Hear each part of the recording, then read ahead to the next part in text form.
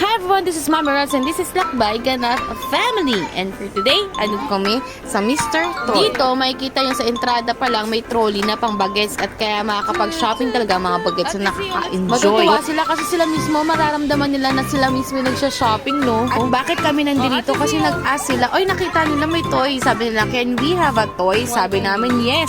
Pwede kayong kumuha ng toy. Pero dapat bigyan nyo sila ng budget. As you can see here, nakikita ninyo ang mga toys is mga accessories din. Meron din silang mga birthday needs para sa mga kids ninyo. At meron din po ditong part na talagang pipili kayo kasi may mga mura naman talaga. Dito sa part na to, ayan, si Yesho nakapili na siya. Ayan, so sabi namin 100 pesos lang per toy. Tigisa sila.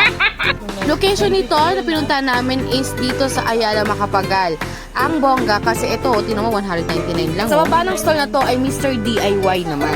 Ayan, si Yasha nakapili na kasi ko pumunta na siya dun sa cashier at magbayad na siya ng 100 pesos. Tig-isa sila dyan, 100 pesos. Si Ate Soy hindi pa makapili. Kaya ano pang hinihantay ninyo? Pumunta na kayo sa Mr. Toy. At hindi to sponsorship yet. Follow us for more kind of these uploads at ganap.